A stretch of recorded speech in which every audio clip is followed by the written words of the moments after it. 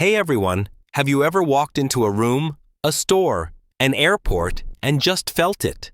That unspoken judgment, that subtle shift in the air that tells you without a single word that you don't quite belong. It's a feeling many of us know all too well, especially for Black men and women in spaces that weren't built for us, but that we fought tooth and nail to occupy. Today we're sharing a story that cuts right to the heart of that experience. A story of quiet dignity against loud prejudice of unseen barriers and the power it takes to break them.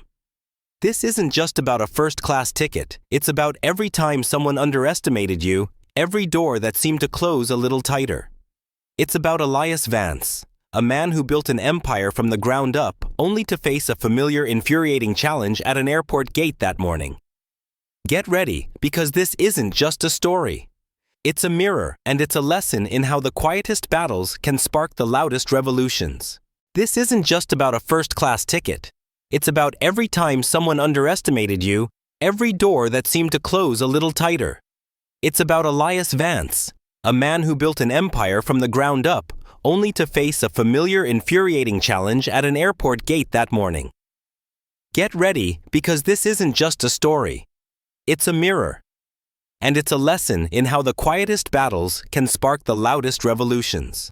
The hum of the early morning at Atlanta Hartsfield-Jackson Airport was a familiar symphony to Elias Vance. It was 5:17 a.m., a time when most of the city was still lost in the quiet embrace of sleep. But for Elias, it was the start of another day, conquered, another frontier, pushed. He moved with a quiet, practiced confidence through Terminal South, his impeccably tailored suit, a testament to the decades he'd spent climbing, building, and earning. In one hand, a sleek leather brief in the other, a first-class boarding pass for Seattle, his destination for the Southern Agricultural Innovation Summit, where he was set to deliver the keynote address. This routine, the early flights, the hushed terminals, the crisp scent of jet fuel mixed with lukewarm coffee. It was as familiar as the rhythm of his own heartbeat. Nothing out of place. Not a single thread. He reached Gate 32, a quiet oasis where the line hadn't quite formed yet. A few scattered passengers, sipping their coffees, scrolling through their phones, barely registered his presence. Elias approached the desk, offering a polite, almost imperceptible nod to the young woman behind it. Her name tag read Brenda. He handed her his boarding pass, the simple white card holding the key to his next destination. But Brenda didn't scan it, not right away. Instead, her eyes, sharp and assessing, traveled from the boarding pass to Elias's face, then back again, slower this time. It was that look you know, the one that speaks volumes without a single word. The kind of look people give when they're not sure whether to speak up or just stall. Elias waited, no rush in his posture, no question in his calm gaze. He'd seen that look before. Too many times. This lane, Brenda said, her voice sharp, cutting through the quiet hum of the terminal, is for premium passengers only. A tiny, almost imperceptible shift in the air. Elias's brow didn't furrow. His composure didn't crack. "I know," he replied, his voice even devoid of any discernible emotion. Brenda blinked. Then finally, her fingers moved, pressing the boarding pass onto the scanner. But her hand hovered a hair's breadth from clicking, from letting the machine confirm what her eyes seemed to deny. Instead, she looked back at Elias, then to a colleague behind her, Monica, whispering something that made Monica peek over her shoulder. Elias didn't flinch. He just stood there, a quiet monument to patience. She turned back to him, her expression hardening just a touch. "I'm going to need to see some ID." Elias tilted his head just slightly.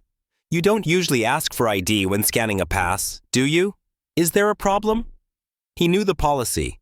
She knew it too. There was no protocol requiring ID checks at the gate, not for a boarding pass that had already cleared security. Her hesitation stretched thick as the morning air. "It's just a security measure," she finally mumbled, her voice betraying a hint of unease. He pulled his wallet from his inside jacket pocket, handing over his driver's license. She held it like she didn't quite know what to do with it, then placed it awkwardly on the desk without scanning anything. "Wait here for a moment." Elias glanced down at his boarding pass. His name, Elias Vance, was printed clearly, boldly. He said nothing.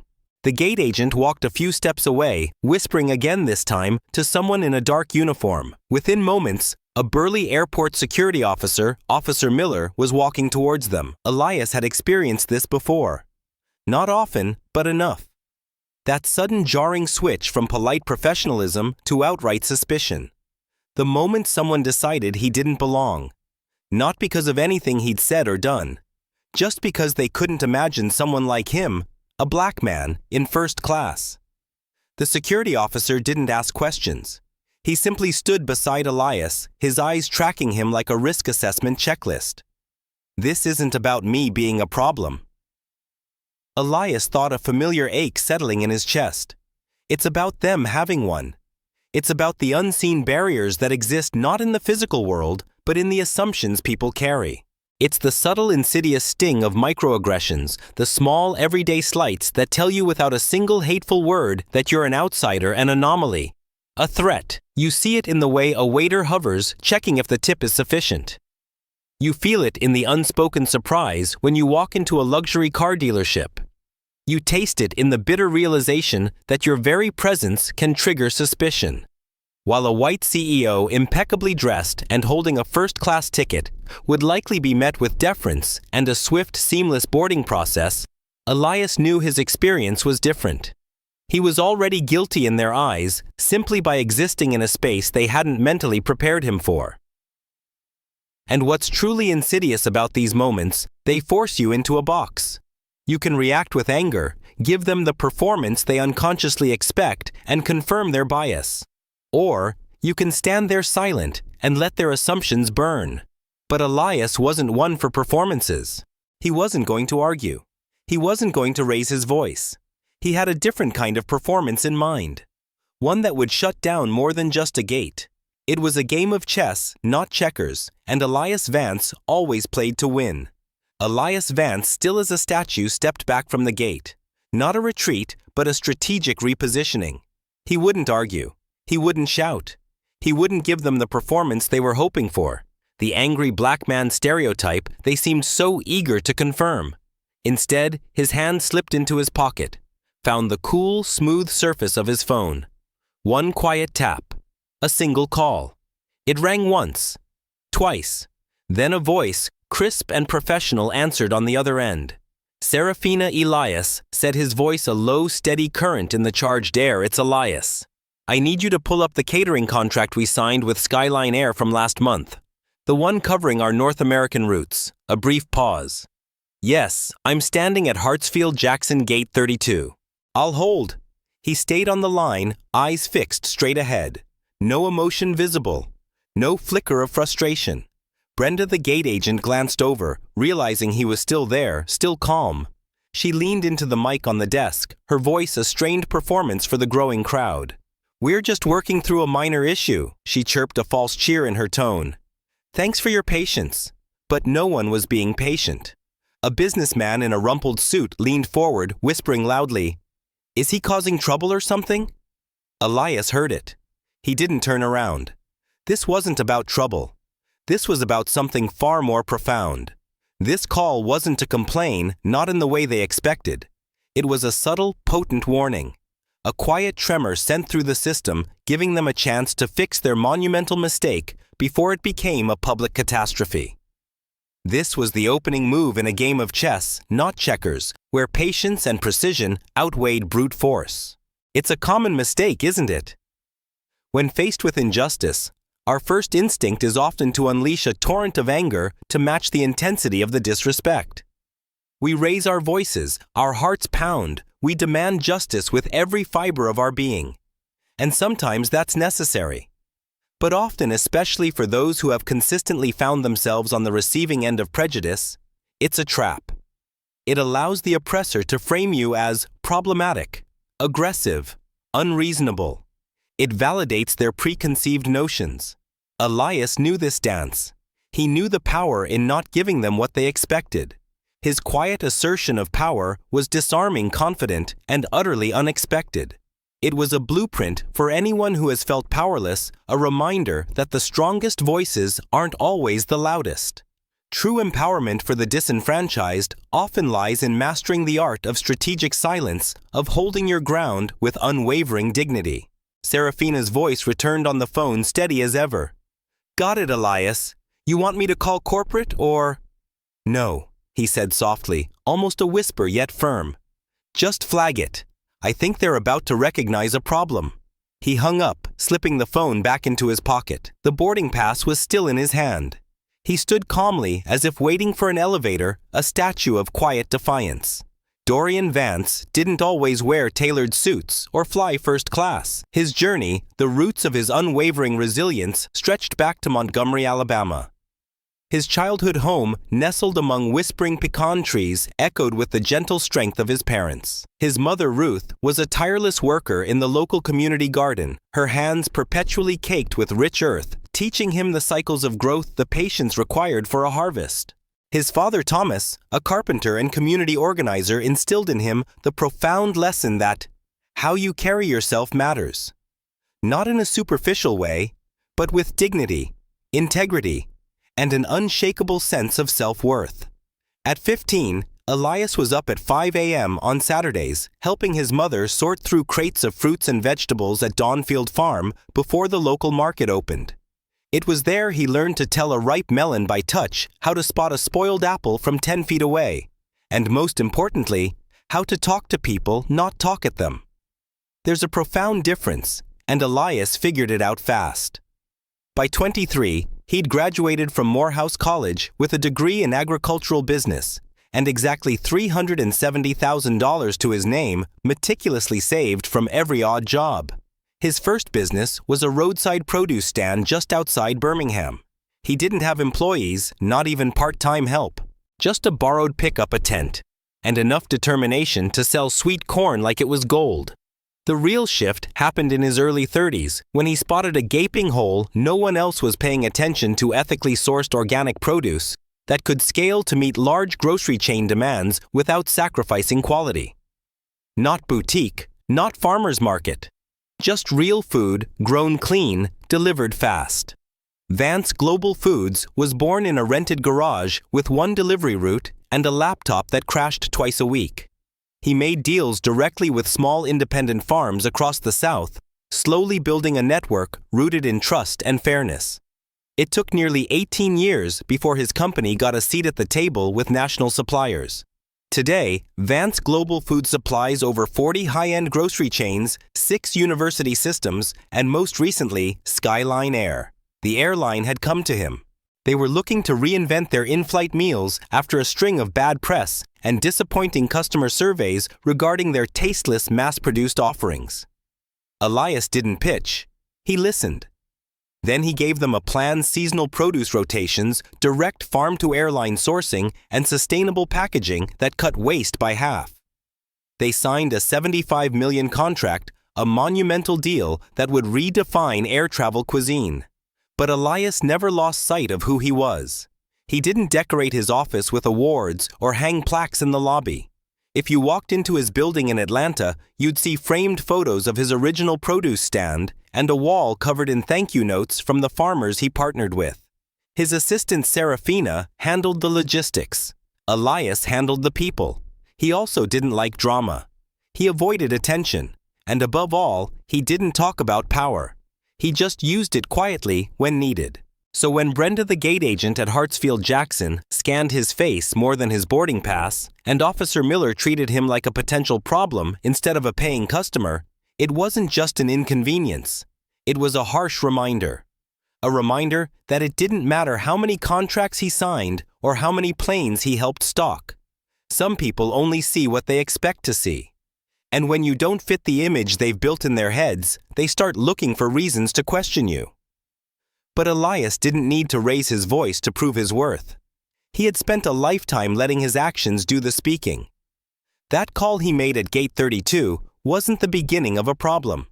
That was him offering the airline a chance to fix it quietly, gracefully. Because while Elias Vance believed in grace, he also believed in standards. And the standards of Skyline Air were about to be put to the ultimate test. The game of chess had just begun. Back at the desk, Monica was getting seriously uncomfortable. She pulled Brenda aside, her voice a low, urgent whisper. "Do you realize who he is, Haley?" she hissed, her eyes darting towards Elias, who stood calmly off to the side. "That's Elias Vance. I saw his company on the vendor list just last week. The new product deal with Skyline." Brenda's stomach lurched. "Wait, what?" "Yeah." Monica pressed a tremor of panic in her voice. "He owns Vance Global Foods. They're working with us. It's huge." Brenda's mouth went bone dry. She looked back at Elias, who hadn't moved. His boarding pass was still in hand, his face devoid of anger or confrontation. No raised voice, no indignant outburst. Just calm. "Maybe we should just board him now," Monica offered a note of desperation in her tone. But Brenda, trapped in a spiral of fear and pride, panicked. "No, if we do it now, it looks like we—" She was cut off by a sharp, authoritative voice in her earpiece. It was her supervisor, Mr. Harrison. "Brenda, I need a status on the hold at gate 32. We're showing a delay flag." Brenda froze. "Just handling a passenger issue, Mr. Harrison. It's under control." Mr. Harrison didn't sound convinced. "Make sure it is. We've got execs from corporate flying in this morning. No surprises." Brenda tried to steady her trembling hands. She looked over at Elias again. His unwavering composure made her feel smaller by the second. She wasn't dealing with a problem. She was rapidly becoming one. Monica, seeing the impending disaster, turned towards Elias, ready to apologize. But it was too late. The dominoes were already falling. You see, a single act of bias, a moment of unchecked assumption, can be a tiny pebble dropped into a vast ocean. But the ripples, those can become a tsunami. This wasn't just about embarrassing one man. It was about jeopardizing a multi-million-dollar contract, tarnishing a carefully crafted public image, and throwing a massive corporation into crisis. Think about it: every employee, every investor, every single dollar riding on Skyline. Air's reputation was now in this very moment vulnerable because of a gate agent's snap judgment. The consequence of a lack of diversity training, of implicit bias awareness, can be catastrophic. It's a harsh truth, but businesses, no matter their size, are only as strong as their weakest link, and an unchecked bias can quickly become a fatal flaw. 10 floors above the airport terminal, in an office overlooking the tarmac and the Atlanta skyline, Ms. Evelyn Reed was halfway through her croissant and a quarterly operations report when her desk phone rang. She didn't usually take calls from unknown numbers, but this one had been forwarded twice, and her assistant flagged it as urgent. "This is Evelyn," she answered, her voice all business. "Hi, Evelyn. Serafina James, calling on behalf of Elias Vance, CEO of Vance Global Foods. We've just been alerted to an incident involving Mr. Vance at gate 32. Evelyn sat up a little straighter. "What kind of incident?" Serafina's voice remained perfectly professional. "Your staff seems to have denied him boarding despite his first-class ticket. We're concerned it may escalate." Evelyn didn't waste time asking for details. She had seen Elias Vance's name enough to know the stakes. Skyline Air had only recently finalized its supplier contracts for the next fiscal year, and Vance Global wasn't just any vendor. They were the vendor. They were supposed to help overhaul the airline's entire food service image after a disastrous social media campaign exposed their frozen meals and wasteful packaging. This wasn't just bad customer service. It was a live fire inside a room full of gas. "I'll handle it," Evelyn said quickly, standing up and motioning to her assistant. "Is he still at the gate?" "He is," calm but clearly being mishandled. Evelyn was already out of her office, jacket in hand, heels echoing down the hallway. She turned to her assistant. "Get me David Chen from Legal and Laura Evans from Brand Protection." Now, meanwhile, down at corporate headquarters in Chicago, Mr. Leo Maxwell's phone rang during a working lunch. He was head of brand integration, orchestrating the launch of Skyline's Fresh Skies initiative, a multi-million-dollar campaign designed to rebrand their in-flight experience with Elias Vance as its centerpiece. Leo Serafina said, skipping formalities, "Elias is being detained at the gate." Hartsfield Jackson. Skyline staff flagged him for no reason. Leo nearly dropped his fork. "You've got to be kidding me. Nope, he called it in personally. Leo pushed back from the table. I'll get Evelyn on it. She's already moving. You might want to prepare legally just in case. Serafina didn't wait for a response. She just hung up. Leo started dialing. If this went public, it could dismantle months of work on the new campaign rollout. There were press releases, scheduled launch videos, and editing. Elias Vance was going to be featured in their fall campaign as the face of modern food sustainability. That face was now being sidelined at an airport gate by someone who had no idea who they were dealing with. The corporate tremors had begun shaking the very foundations of Skyline Air. At gate 32, Brenda was beginning to sweat. She could feel the shift not just from Monica's icy silence, but from the passengers who were now openly murmuring about the delay. People were pulling out their phones, checking flight statuses. Still no boarding. Then, without warning, a woman in a sharp navy suit and a Skyline Air ID badge walked briskly towards the gate, followed closely by a man in dark tailored slacks with a phone still pressed to his ear. Evelyn Reed, Executive Director of Flight Operations, was here. She ended the call, lowered her phone slowly, and surveyed the scene. Elias didn't move. He watched her approach, but didn't step forward. He knew exactly who she was. Evelyn extended her hand, calm but direct. Mr. Vance, I'm Evelyn Reed, Executive Director of Regional Operations. May I speak with you privately? Elias nodded once, finally slipping his phone back into his pocket. Of course. They stepped a few feet away. Behind them, Brenda stood frozen, unsure whether to follow or disappear. Evelyn took a breath. Mr. Vance, on behalf of Skyline Air. I want to apologize. I've already contacted our internal team to look into the situation. This should not have happened. I'd like to escort you personally onto the flight. Elias didn't react. He simply asked, Do you know what seat I was assigned? She checked her tablet. Seat 1A. He smiled faintly. First row, interesting. I was told this lane was for premium passengers only. Evelyn didn't blink. Again, I apologize. Elias leaned in slightly. The issue isn't the mistake, Ms. Reed. It's the assumption behind it. She swallowed hard. Understood. But Elias wasn't looking for payback. He was waiting for the truth. Brenda stood behind the gate desk motionless. Her headset was still clipped to her collar, but she wasn't speaking into it anymore. She watched Evelyn and Elias standing a few feet away, their conversation too quiet to hear, but loud enough to change everything. Passengers had stopped boarding. The monitors still showed the flight on time, but nothing was moving. Monica avoided looking in Brenda's direction. She didn't need to. Everyone at the gate already knew something was wrong. Evelyn turned to wave over another man. Tall, sandy hair, black lanyard, corporate posture. This was David Chen, Skyline's legal liaison for North American operations. He'd been briefed in the elevator and knew better than to offer explanations. He extended his hand to Elias. Mr. Vance, I'd like to apologize personally. I understand this experience has been... Elias cut him off gently. I don't need an apology, Mr. Chen.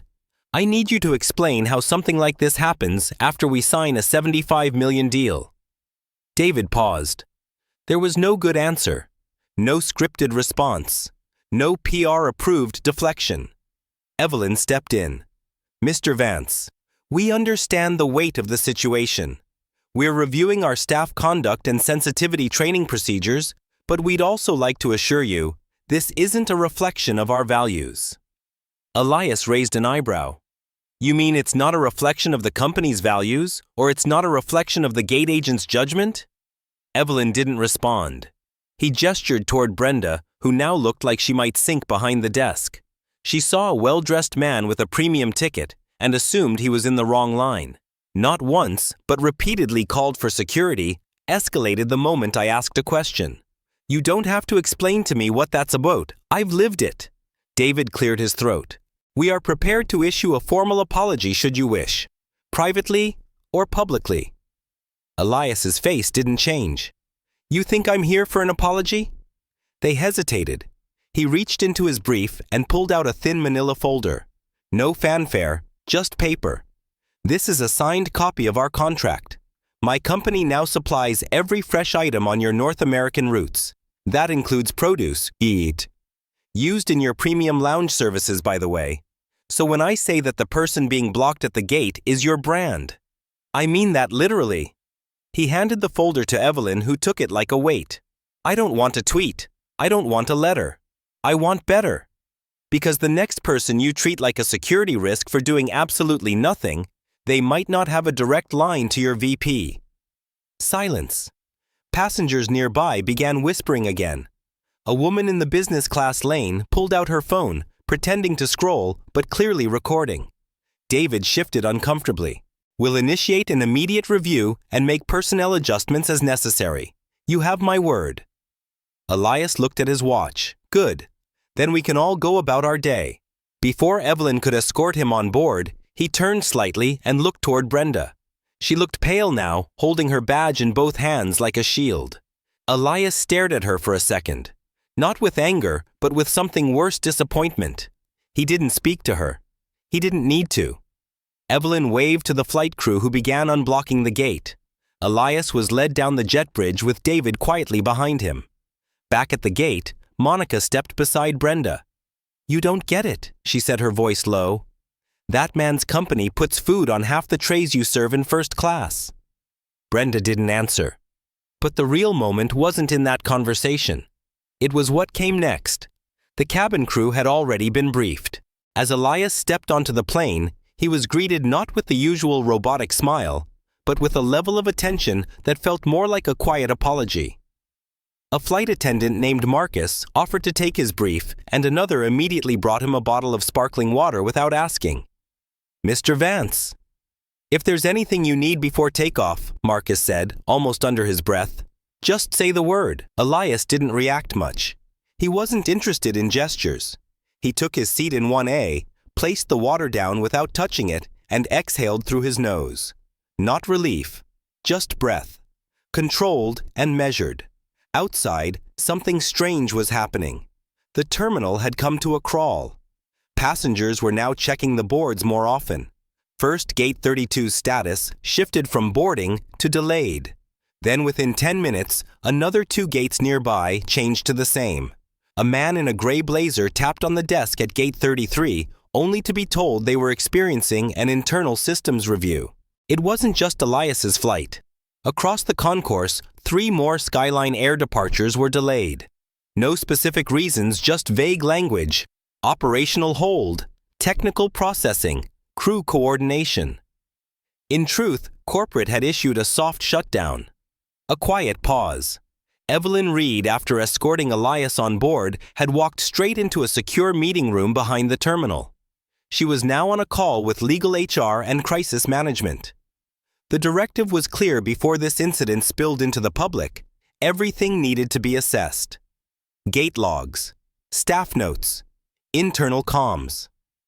Every employee who had direct contact with Elias that morning was being pulled aside. No one would admit it out loud, but the planes weren't going anywhere until the company knew exactly how far the damage might go. On board, Elias sat with his eyes closed. He wasn't angry. He wasn't flustered. But his calm wasn't serenity. It was experience. The kind that comes from decades of having to pretend that things don't sting just because you're used to them. He thought about his father Thomas, who once got turned away from a hardware store because the manager said he didn't look like he belonged. He thought about his first investor meeting in Nashville, where someone mistook him for the valet. And he thought about how after all this time, it was still happening, just at a higher altitude. Marcus came back. Mr. Vance, he said gently, we've been asked to delay departure briefly. They're working through something with the terminal team. We'll keep you updated. Elias nodded once. Marcus hesitated, then added, I saw what happened out there. It wasn't right. Elias opened his eyes. Thank you. Silence lingered for a second. Then Marcus said, I told my younger brother to watch your talk at the sustainability conference last year. He's studying agribusiness. You made it feel real for him. Just thought you should know. Elias looked at him for the first time since boarding. A small smile, not performative, just human. I appreciate that. As Marcus walked away, the pilot stepped out of the cockpit, and conferred with a senior crew member near the front. Their voices were low, but not low enough. Elias caught a phrase ground hold. No idea how long. And somewhere in the back of the plane, a man groaned audibly. Figures. This airline never gets it together. Elias didn't respond. He leaned back and watched the clouds drift outside the window. He'd done his part. The rest wasn't up to him. 20 minutes later, the internal report reached Evelyn Reed's desk. The gate logs were clean, no threats reported, no disturbances filed. The only irregularity, a call made by the gate agent to security without documented reason. That alone was enough. By the time the flight finally began its pushback, Brenda had been removed from the floor quietly. No announcement, no scene. Her name didn't show up on the next day's schedule. A photo surfaced that afternoon, snapped by someone in the terminal, Elias, standing calmly near the gate. A phone to his ear with the caption, "He didn't raise his voice. He didn't move." But the whole airport listened. But stories like this don't always end the way you'd expect. The plane touched down in Seattle just after 1:15 p.m. local time.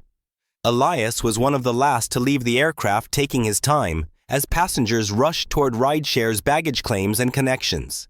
He didn't check his phone until he was already in the back of a black Lincoln headed toward the Hyatt, where the Southern Agricultural Innovation Summit was already underway.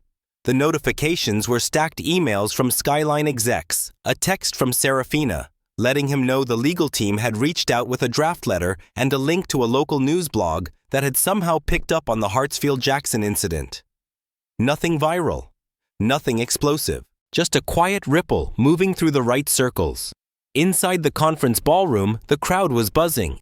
Elias entered unnoticed at first, but as he made his way to the side of the stage where his keynote was scheduled, a few attendees began to recognize him.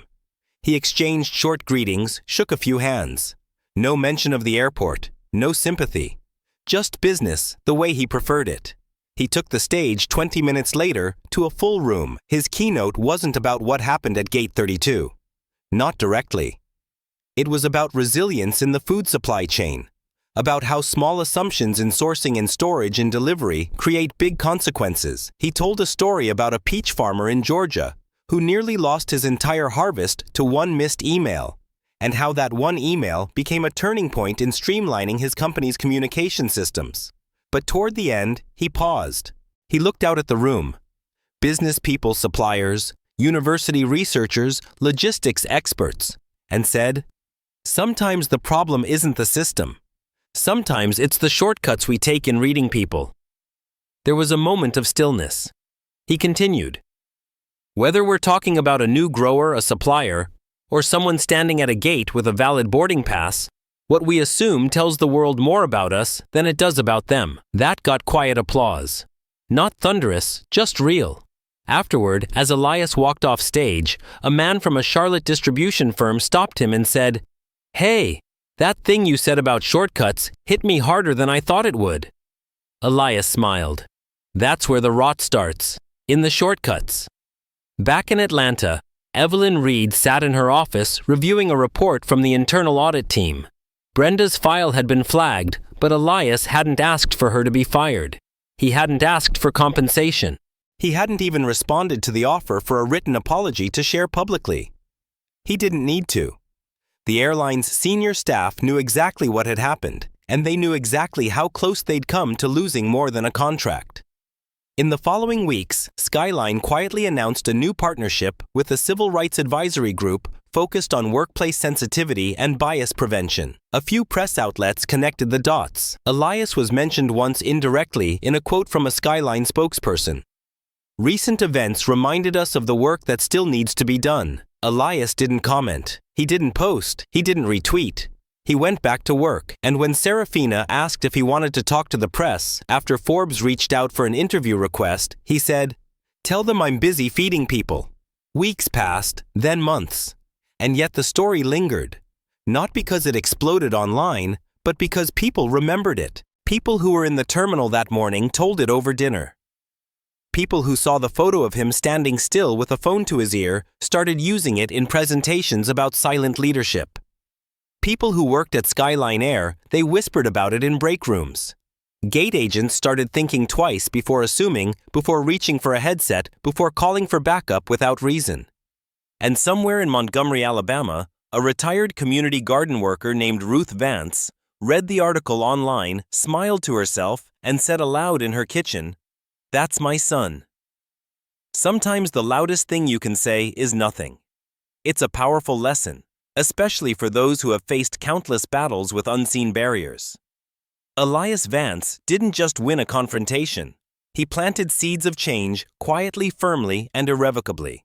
He showed that dignity, integrity, and a clear sense of purpose can speak louder than any shouted demand, creating a legacy that resonates long after the moment of conflict fades. His story isn't just about overcoming a single instance of prejudice. It's about the enduring power of quiet strength to inspire systemic change, one silent ripple at a time. If Elias Vance's story resonated with you, if you've ever faced those unseen barriers and chosen quiet power, then hit that subscribe button. Join our community as we continue to share powerful stories that matter, stories that inspire, and stories that remind us of the incredible strength within each of us. And tell us in the comments, what's one unseen barrier you've had to overcome? We're listening.